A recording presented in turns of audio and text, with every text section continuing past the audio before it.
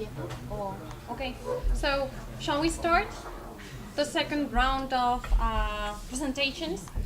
So we have here with us two magnificent researchers. One is Bruno Carballa, who comes from Paris, from the University Paris 13, where he's doing right now his PhD, and he's in the end of it, by the end of it, no? He's defending his PhD in 2 weeks from now, so big congratulations for this. And he's an economist and right now working for Chronos in Paris. And we're continuously talking about big data sharing and competition law. So the floor is yours. Thank you. So first of all, yes, I think I'm the only economist here, the only non-jurist at least. So I'll try to. Oh, thanks. I will try to avoid all. It's just for the right. Oh, okay. I'll try to avoid all the jargon as much as possible. So this presentation is not 100% antitrust oriented, but there are a lot of implications for antitrust, I think, and regulation as well. So the goal of this presentation is to shed some light on what are the economic conditions under which companies will decide to share their data with aggregators to join these mobility as a service platforms. I will come back in the next slide in depth with mobility as a service platforms. So just for the time being, it's just platforms in which in one app you can have intermodal trip planning and payment and reservation all included in one. So for instance, like in Google Maps, when you check it out, and you can take a train and then combine it with Metro and then a taxi, or an Uber or whatever, but just in one platform that is all integrated and allows you to pay and do all the reservations without leaving that very same app. So the goal of the presentation is to show under which conditions will companies decide to share the data they need to share for these services that are already emerging and are like the biggest new thing in mobility services, database mobility services, and to show what the implications of understanding these dynamics are for antitrust and regulation. And the lenses for which I will analyze this is the idea of co-petition. So it's a mix between competition and cooperation. So there's an intermittent or simultaneous competition and cooperation between transportation operators. So first of all, what is mobility as a service or MaaS? It's not clear. It's a very recent term. It comes from 2014, a paper from a Finnish researcher. But there are many definitions, but I'm taking here the strictest one because I think it's the one that has the most implications for antitrust and for regulation, and also because it's the ultimate goal of mobility as a service platform is to do this full integration. Full integrations in the terms of real-time information, so an app where you can get information on, for example, on the schedules of the different mobility options in a territory. It could be a city, a metropolis, where you also get trip planning, just like in Google Maps or a similar app. You know how to go from point A to B. You can book. For instance, book a train ticket and let's say a Uber ride all at the same time. You get the ticketing, so you can actually get your ticket there, and you can pay, all within the same platform. This is the ultimate integration. There's also different possibilities of pricing. So sometimes you have a flat rate, and you pay per month. So you have like an unlimited service with different options, or you can have pay-as-you-go options. So this is an emerging thing. So you have a couple of already operating companies doing this. You have WIM, which I believe is the most developed one in Finland, but it's now expanding to like 10 or 15 cities around Europe.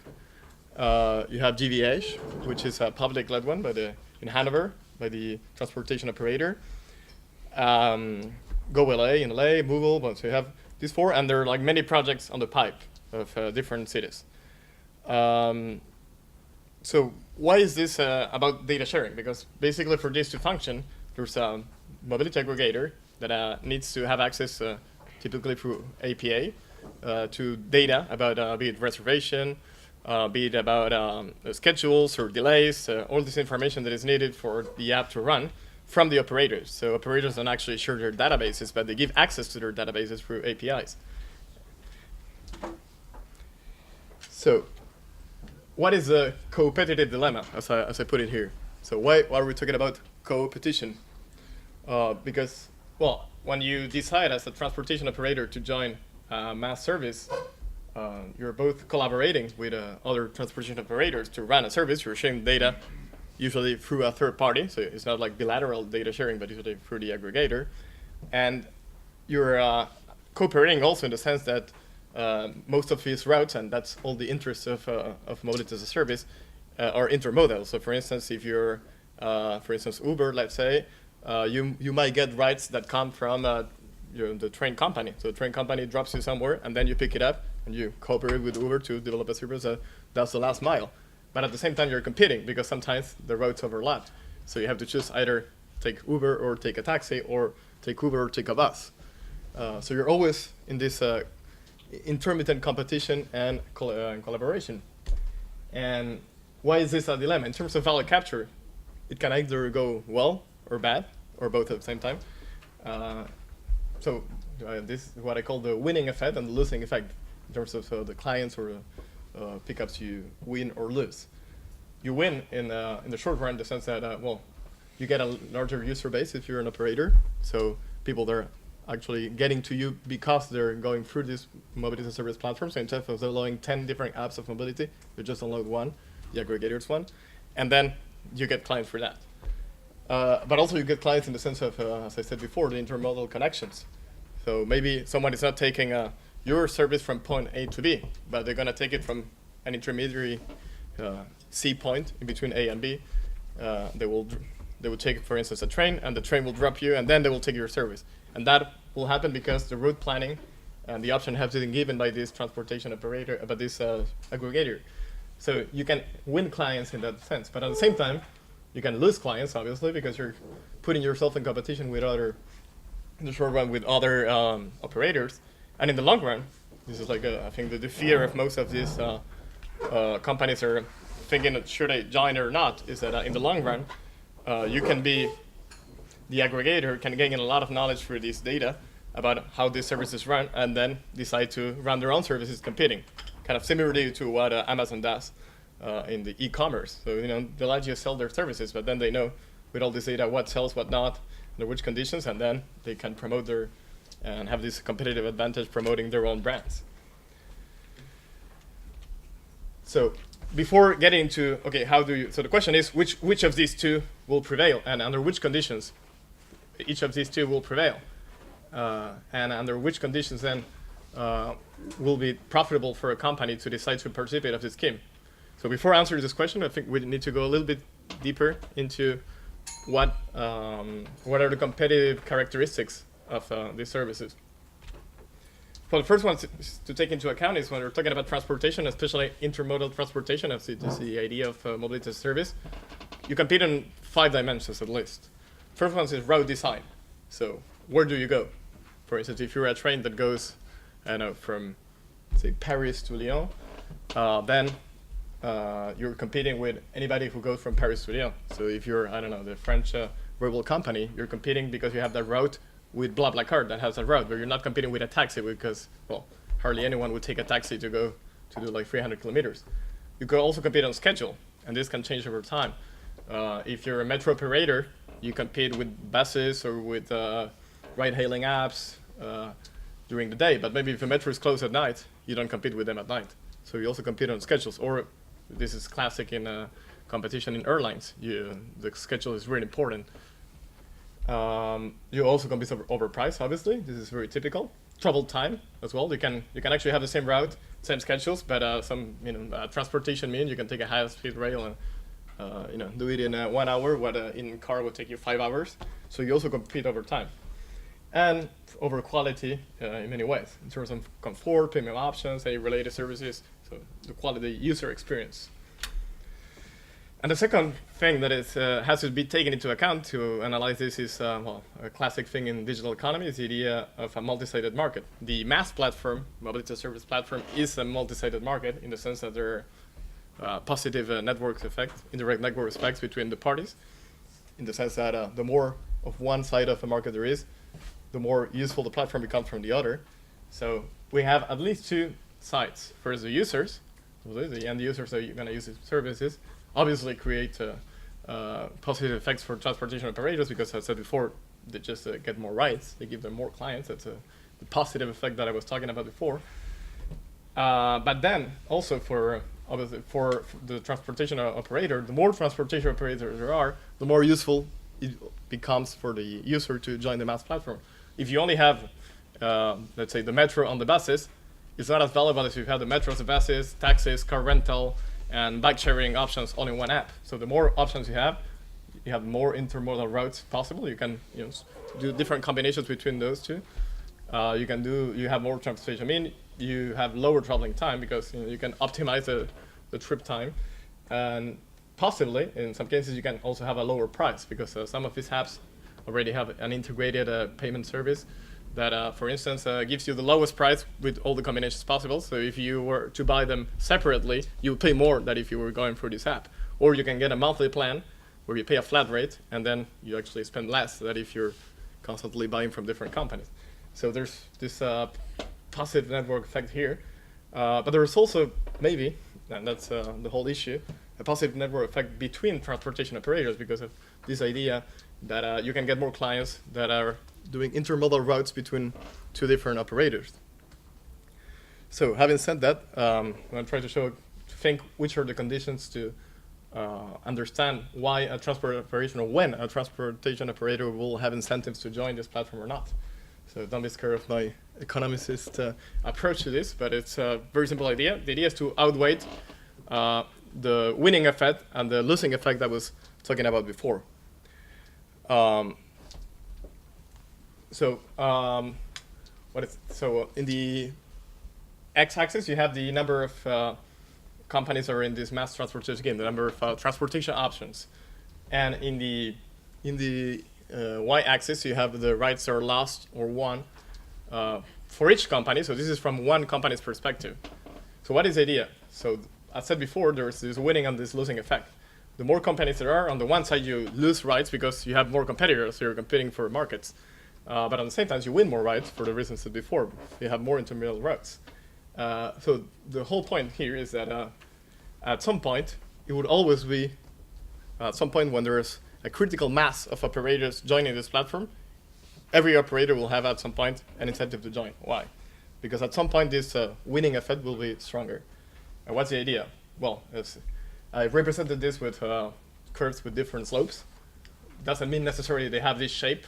Actually, the shape can change. It's always going to be positive, but it can actually change. But the point is, at some point, inevitably, the winning effect will prevail. Why? Well, because the losing effect is depends on how overlapping the routes are between the operators. So let's say you're a bus operator, and there's a train operator that does exactly the same routes as you do. Well, you're in pure competition with them. But if you're, let's say, a train operator and a bike-sharing operator, then you're probably not competing a lot because usually they're pretty complementary. You take the train to do long distances, and then you do the last mile with the bike.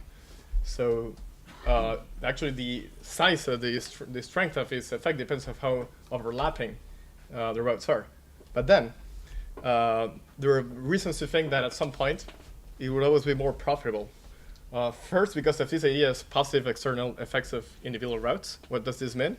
It means that as you create a denser network, think of a metro network.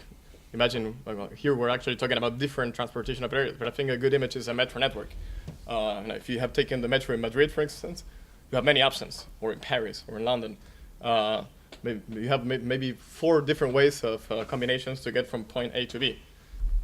So the more combinations you have, the denser the network is at some point, the more clients you will always get from intermodal routes. So maybe, okay, you'll lose some clients because you're competing on this part of the route, but you get a lot that are just combining and passing by and using your transportation mean to go through you. Then the positive indirect network effects we're talking about. So the more clients there are, the more attractive it is to you, even if you're losing some clients because you're competing over some routes. If everybody's joining this platform, because it's so useful to have everybody on the same platform, just not have to download of 5,000 apps, then at some point the size of the cake is so interesting that maybe if you're losing some shares of the cake, it's such a big cake that you're interested in it. And Then there's also the opportunity cost. If at some point everybody's in the platform, you're the only operator that is not there, well, then there's an opportunity cost. If you don't join it, all the clients you're gonna lose all the clients because everybody's gonna go for this platform. And then you get to results, which is actually already happening now. If you take some of the already operating options, for instance, in WIM, the Finnish one, you have 3 car rental companies, which are by definition pure competitors. So, and the 3 of them decided to compete in here. Or in GoLA, you have both Uber and Lyft joining the same platform, and they're the biggest competitors in the ride-hailing market. So this shows that at some point, when everybody's in, you gotta be in. When at some point, the winning effect, at some point when there's a lot of operators, then at some point you will have an incentive to join it. So an incentive to share your data, to open your APIs, and be in this mobility as a service scheme. But then again, it's not that simple, because okay, this from the individual perspective, okay, the idea is yes, at some point when everybody joins or a critical mass of operators joins, I will open my data because I will get more clients from that. But the problem is that it's usually a simultaneous choice, at least when you start a mobility as a service platform. You have to agree on, okay, at least, let's say 3-4 operators have to agree on, okay, we'll join this mobility as a service platform. And sometimes it can fail. It just happened in February in France. There was this idea of developing a mass service between RATP, which is the metro and buses operator of Paris, BlaBlaCar, that I think you all know, car sharing services, carpooling services, and Transdev, which is the biggest national company of buses and public transportation, and I'm forgetting, SNCF, the railway operator. So they were thinking of doing this big mobility as a service, this French version to outcompete Google, who is trying to get into that. They said, okay, let's pull our data together and create a mobility as a service platform. So on paper, it looks good, because if you get all these options, which are pretty much complementary, it should have incentive. Everybody should have incentives. Like if we go back to this, everybody should be on the upper side where the rise one effect is bigger. But the thing is, like, this decision has to be simultaneous, and it actually failed. In February, BlaBlaCar pulled out, and the whole thing failed. So why did it pull out? So because the decision has to be simultaneous, at least to begin. Then once it's on, everybody will catch up on smaller operators, but you need some operators at the beginning, like, to have decided simultaneously whether to join or not. And the decision on joining or not depends on who is in. So this is kind of like, to make a metaphor of this, it's just like when you're going to a party and you said, well, let's see who's going first and then I'll see if I go. So this is the same idea. Why? Because if everybody's very complimentary to you, well, for instance, you're a train operator and you see there's bike sharing and last mile small solutions, you'll say, okay, I have nothing to lose. These people actually, will take the train and then take this other service. We're not competing. This is good. I'm gonna get more clients. But when there's a lot of overlapping, which is the case with, for instance, BlaBlaCar and trains, in medium distances, France is kind of a small country. A lot of people can arbitrate between BlaBlaCar and trains, because okay, obviously BlaBlaCar is lower, but the prices are way lower too. So there's direct competition in many cases. So they decided to pull out. So what's the idea of so here I'm trying to just show a little imaginary example to show the implications of this. So I'm gonna try to make it as simple as possible. Sorry again for the economic jargon. But let's imagine a situation in which we have so I'm gonna take like a more of a game theory approach, but it's very simple, no worries. So let's imagine we have just 3 operators that have to decide whether to join or not to create mass service. So first, there are 3 players. So the metro operator, that we can call the key operator, in the sense that it has to be in, because if it's not there, the service will not exist, simply because it's the most important transportation mean, which is what happens actually with all the public operators. If you see any of the projects or actually operating mass services, they all have necessarily the public operators of trains, metros, buses, because obviously they have like most of the network of transportation. And also because they have less incentives with the economic impacts of data sharing, because in most of the cases they're public operators. So their first goal is not to make money, but they also have like a policy objective. So they can lose up a little bit, even if they're gonna lose money. Although that is put into question with financialization of this.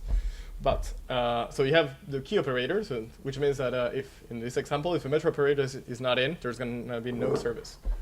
And then in terms of overlapping, let's say that there's an intermediate road overlapping, which means that it would only join if the other two do. Ride-hailing app, let's say, it's not essential, but it also has a lot of overlapping with others, so it will only have an incentive to join if everybody joins, if the other two join. And then let's say that there's a free-floating bike operator. I don't know if this happened a lot in Spain, at least in Paris it's everywhere, all these companies. Where free-floating is where you, well, like those bike-sharing schemes where you don't have a station, where you can drop your bike anywhere and just with an app, you just take it and see what it is. But there are no stations, they're just in the street. So this, let's say these have little overlapping with metros and ride-hailing app, because usually you do it for short distances. And so it has incentives to join if at least one of them joins. So what are the rules of the game? There's only two options. I open my data with an API, not open data in the sense of open data, but in the sense of like I share it through an API. And everybody has to choose at the same time. We have all to say, okay, let's do it and join it. And then the platform can only exist if the key operator, in this case, the metro operator, is in. So how would you present this in a very economicist way? But it's pretty simple. The idea is, if the metro operator does not share its data, well, then we're on the right side. There is no mass service. If it does share its data, there are many options possible. So obviously, if nobody else shares, there's no mass services because we have only one operator. If everybody shares, everybody wins the most. Or to go back to for everybody, we're in the point where the rise one effect is way bigger than the ride loss effect. So if everybody shares, everybody wins. It's a critical kind of prisoner dilemma thing. If nobody shares, or if only the operator shares, then there's no service. But then we have these intermediary cases that are interesting. Let's say the metro operator shares and the ride-hailing app share. Well, but the free-floating bike does not share. What happens then? Then we have like this intermediate overlapping. So it can be like a zero-sum game. They're overlapping in most of the routes. So they're joining and they're saying, okay, let's see who wins. But we're all gonna get more clients and let's see who gets. So it's kind of a zero-sum game. So it can be. Sorry, I put it there, but I forgot to say it. So the idea of a matrix, you got the gains and or the losses of each operator from left to right. First, the metro operator, free-floating bike is in the middle, and ride-hailing up to the right. So if we're in the case in which the metro operator shares, but the ride-hailing app shares, but not the free-floating bike, then they're really competing in most of the routes. So it can be actually one winning and the other losing. But there's also the option in which, for instance, let's say that the ride-hailing app does not share, and then the free-floating bike shares. So we have only metro and bikes. And since they're very complementary, they will both win. But they would not win as much as they would have won if everybody was in, because then there will be a bigger mass of clients and there will be more intermodal routes. So what's the point of all this? It's, the point of this example is to show that actually there are many outcomes possible.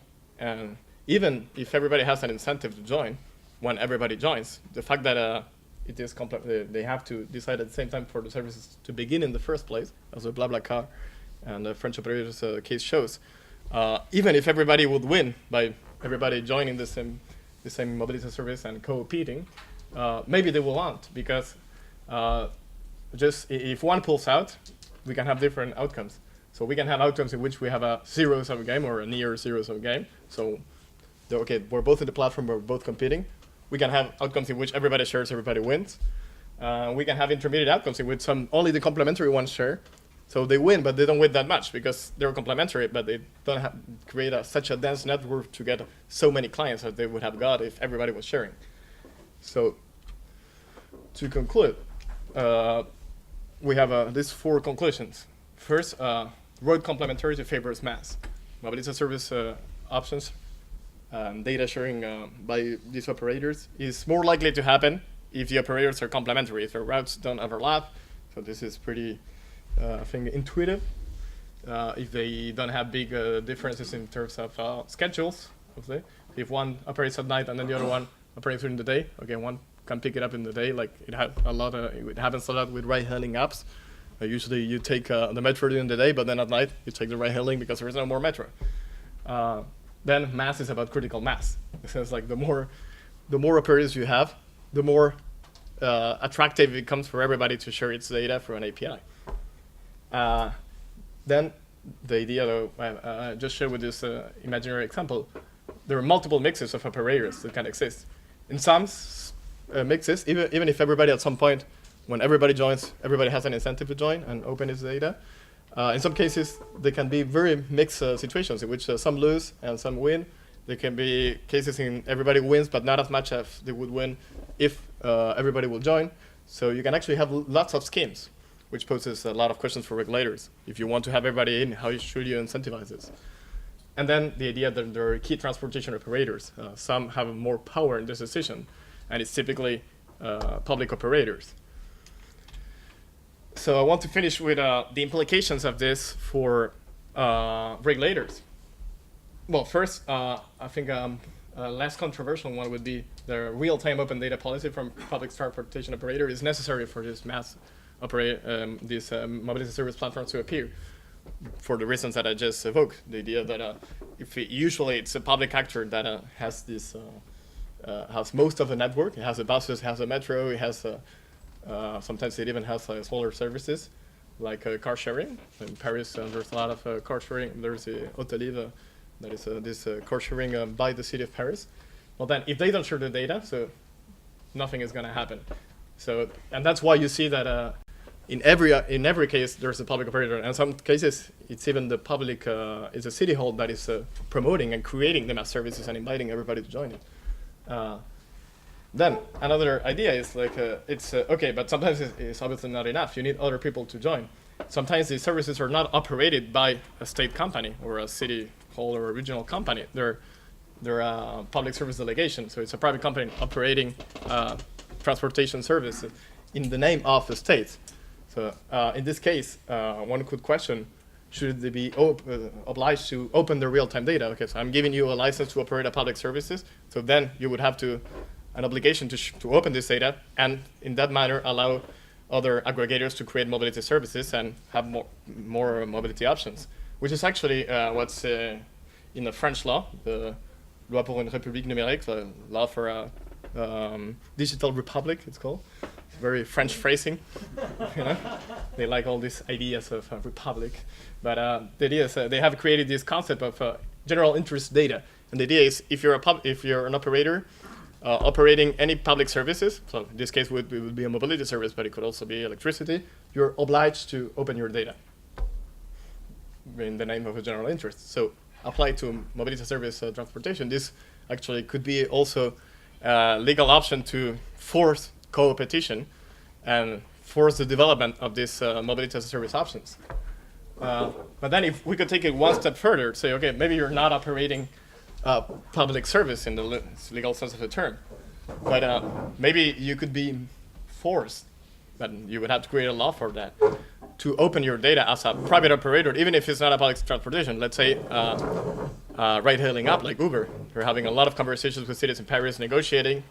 So for the time being, it's negotiation, but there's actually been a proposition by a member of parliament that was in charge in France of writing a report on digital economy and the implication for public services, where he created another concept similar but a stronger, that is territorial interest data. So the idea is like, even if you're not a public operating a public services, if you're a private operator, you might be forced because it's in the general interest that data being shared. And for instance, in this case, that will allow mobility service platform to develop, so people will have more options, prices will be lower, the quality will be higher, and so on. And then another question that we can ask is, okay, what is the benchmark of competition in this case when we're mobility as a service platforms? What is the goal when you say, okay, this is a competitive market? Is it a number of options? Is it the price? Is this lowering travel time? A combination of all this? And another question, this time less for antitrust but more for regulation, is can regulation in any sense, like it could be reducing congestion, it could be guaranteeing certain schedules. Sometimes the idea of public services in probability is a lot of times to guarantee certain routes and schedules. So nobody goes to this place because there's not a market there. So okay, I'm going to create a service or subsidize or whatever to guarantee that. Or urban zoning, so let's say I don't want cars going through schools. I don't want traffic going through schools. So any of these objectives are legitimate for a city hall in terms of regulation. Can they justify compulsory data sharing with the transportation regulator, which is a discussion that is open in a lot of cities right now. The cities asking Uber, can you show me your data so you could issue it could be the case if mobility as a service really becomes what it's promised to be. So to ask aggregators, hey, I need your data because there might be some regulations that apply. And in that case, could they ask them, for instance, to alter their algorithms to comply with the regulations? So you can have a regulation saying, it's a classic case with Waze, saying, okay, we don't want, the zoning doesn't allow cars to go from here to here, so we want to create an avenue for cars going through on the side of the school, but then Waze tells everybody, hey, go through here because it's faster. Mobility as a service will do the same and actually enhance that. Just an example. Or it would favor options that are more damaging for the environment, and then you might have an environment policy, or it would favor cars over trains. And then as a public actor, you need to say, maybe no, we want trains instead of cars because we have an environmental policy. So can this justify asking to share data with a public actor or even alter the algorithms? Just an open question for the floor. And I'm going to finish here. So thank you for your attention.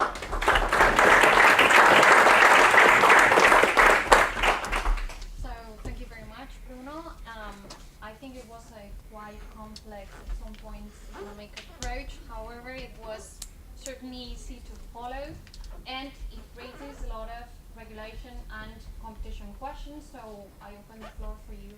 Yes, first one there. Well, you are assuming that these firms involved in those platforms are going to compete when providing those substitute services. I see a risk of collusion. Do you think so?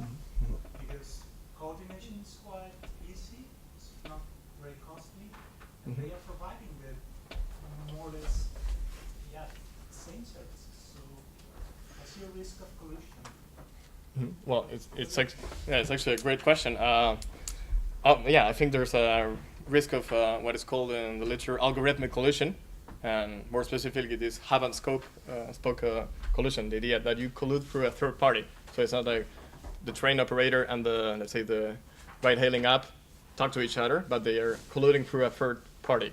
The question that I would ask myself is, does the aggregator, because usually the aggregator is neither of the two. It's not a transportation operator, it's just an aggregator. So it's a Google, it's a WIM. So it's a WIM, for instance, if you go back to all the examples of existing ones. None of these, except for the GVH, which is the public transportation operator, none of this operates any service. So except for GVH, but GVH is a public actor, so you would think a public actor doesn't have an incentive to collude because it doesn't want to make.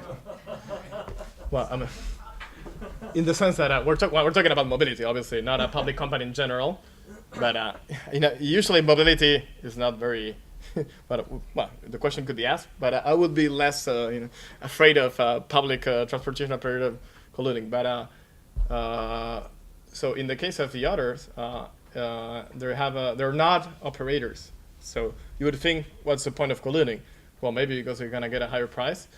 I think at first they will not have, but this is just I'm just thinking it right now. I think at first they will not have an incentive to do so because they want to get as much people as possible, so lower prices access. But then maybe, and it could happen, and I think this poses a lot of the questions that are asked in the literature about algorithmic collusion. There might be an incentive because once they have this critical mass and everybody's hooked up to what is a service platform, they can say, okay, we'll collude. I'm gonna give you the route that gives me, the highest profit. Overweighting it with, it has to, the quality of service has to remain as good as possible for people not to say, hey, I'm being ripped off. Before I used to take 30 minutes or all those options, and now they're just giving me expensive options. I think that will depend also a lot on how many mobility as a service platforms there are. So depending on, so far we see one in each territory, but let's say in the future we have like 4 mobility as a service options, so you can be in these different packs then there would be less incentive to collusion. So it also depends on how open these strategies are. But I think there is a risk, and I think that also poses the question on what should competition authorities shouldn't have access to this data to do some kind of audit of the algorithms and see to make sure they're not colluding. I think it is legitimate to ask that. Yeah. Well, let's go in order. Right there. Pedro Teles from Swansea University. Can you go back to the conclusion slide, please? Yeah.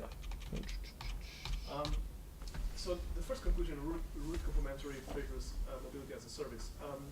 I was looking at it and thinking about from a different angle, which is it's not as much root complementarity, but also what is called as the job to be done approach of each of these systems. So the way and the reason why you use a bike sharing scheme is going to be different from the way that you use the metro or the way that you use the ride-hailing app. So it's not that the routes themselves are complementary, it's that the usage that the users will give to each one of those are complementary. So it's jobs that they're hiring those services for that are complementary, and that is the value that brings value to the system. Now, on that note, you mentioned something very important about metro, and I agree with it, is that the metro in a sense functions for this approach the same way that in a shopping mall, the supermarket functions for that shopping mall, which is it has an anchoring effect in terms of being the most important shop in the mall that will then attract the smaller shops around and then create that complementarity, which is similar to this.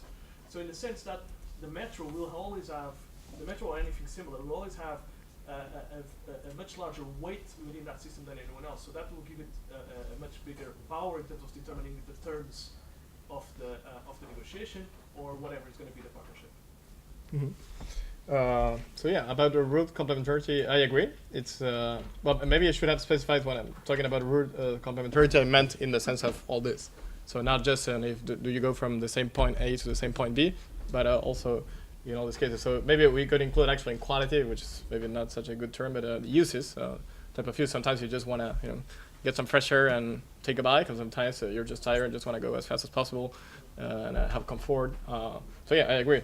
Maybe it's worth thinking of it as a different variable or part of equality, but yeah, definitely I agree in terms of the complementarity. And this complementarity, so it's more of maybe a sociological approach. So what do people take different mobility options, which is something we work a lot at Chronos. So okay, why people use this or this services. So and the interesting thing is that it changes over time, which makes co-petition even more stronger and more intermittent. Because at night, maybe I just want to take a taxi and go home. You're tipsy, you don't want to take a bike, and it's spring, and I really want to take a bike because it's beautiful. Or weather can affect that. So there's a lot. So this makes actually, because it's so depending on the uses, and the uses are so depending on many circumstances that change all the time, even through the day. That that makes root complementarity even more of a tricky thing. And this is actually why there is so much uncertainty of, like I'm trying to put it in a simple way here, with these two axes. But if you were a company, you were to decide, am I or not on one side of the graphic or not, it's very difficult to tell ahead. And about the anchoring effect, well, yeah, I think that's actually a better term than my term, so I might steal it from you if you allow. It's not mine. So we had two more questions. First, lady over there. Hello everybody, I'm Manuela Gana from the University of Valencia. I'm a PhD candidate here. And you indicated the algorithm collusion issue, but for me it would be another problem, another topic, that it would be the fixing prices problem, because in the new technology cases is very frequent, the fixing prices cases, and for me it would be presented this question here concerning the sharing economy cases, especially you indicated the case of BlaBlaCar sharing and other Uber cases, but for me it would be probably extended to other sharing economy cases as Airbnb and other more future sharing economy cases. But I don't know really. Are you talking about the fact that, for instance, in BlaBlaCar, as a user, you might fix your price, but in ride-hailing apps, you might not, because it's Uber or Lyft or whatever who decides the price. Are you talking about that in terms of price fixing? Yes, because the problem of the algorithmic collusion and the fixed prices are strictly connected, because they use the algorithm to restrict the price. Yeah, I think they're really connected. There are two different problems. So the price fixing, in the sense you're saying, the idea that it is not the user or even the transportation operator who decides the price, but actually at the end, in the mass case, the aggregator. So it could be the WIM, the GVH, and any of these examples. Well, in this case, because you're aggregating transportation options, the scheme would be, and when you analyze the pricing schemes they propose, their business model is either a margin over each individual fare, or some kind of mix of that through a flat rate. So you pay, like, let's say, I don't remember the numbers here, but like for instance, WIM allows you to have, like, I don't know, like 300 euros, and you can take any transportation anytime in Helsinki, and then they will compensate with the transportation operator. So in this case, it's they fix the price. In every case, they fix price. Sometimes it's just a margin over and pay-as-you-go options. Like, they will say, okay, the taxi ride is 10 euros, so I'm gonna give 10 euros to the company and charge you 10.50 and get 50 cents, which poses the question of how much of a margin is too much. Classic question. For the time being, and like it was said before, in this digital economy options, they're trying to do as little as possible. They're even losing money because they just want people to start using it. But then the question will arise. You will have to analyze the different ones or not. If a mobility aggregator comes to be the dominant platform, the dominant mobility as a service platform, then the question should be asked, is algorithmic collusion taking place? And which is related, is a price scheme too abusive or not? Are they abusing their dominant position or not as aggregators? They don't reach the share, actually. Sorry? They don't reach the relevant share, actually. Yeah, they don't share. I mean, they don't share their price schemes. Yeah, and that's also something that then it would have to be a competition case, like someone filing a case against them. Because that's how it works, and saying, oh, they're being abusive, or even the companies could be saying, like, we're losing clients because the aggregator is charging too much of a margin, so people are taking less taxes. We're complaining, and maybe there could be a competition issue there. Yeah. So we're taking just one more question. I think you had one. So. I'm conscious that we're already stepping into Marco's time slot. Yes, So but we started a little late, so. okay, and I also walked in a few minutes late, so feel free to answer the question after the session if you want. So I'm basically concerned about the privacy issue with sharing data, because I don't know what exactly type of data you're talking about. I mean, it's very interesting project, this one of the Digital Republic, but if you think about the city of Barcelona, they have a very similar approach. The only difference is that they require people to decide whether they want their data to be included for this kind of uses. So here it seems a bit interventionist, and I mean, what kind of measures are being taken to prevent the misuse of this data? Because if you're sharing actually personally identifiable information which can be used to target and price discriminate, that's kind of problematic. But yeah, in the case of this law, this Digital Public Law, and the article about general interest data, it's usually not so much of a problem, because it's usually the kind of data you need is aggregated data, so that could be anonymized, and it's actually needed to. So you don't actually need people, personal level data. So most of the time it doesn't actually qualify as personal data in the legal sense of the term. And also there's the filter of a data protection agency that is going to tell, for instance, the city hall that is using this data, hey, you're misusing this data. So I think the counterweight is there. So they can ask for the data for policy purposes, In most of the cases, it doesn't even imply personal data, and if it does, there's always a CNIL, the data protection office in France, that would step in and say, this is not good, this is good. So the specific data is data about the transport that they had?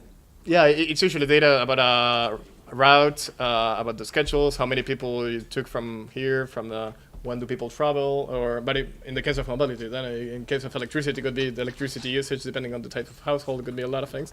But in the case of mobility, it's usually what the public what the city hall needs. It's actually very aggregated data. We want to know how much people are using this kind of services and how many people are passing through this street at this time of the day. They don't want to know if person A or person B is doing this or this. So that's why it's not so much of an issue in this case. But it could be an issue.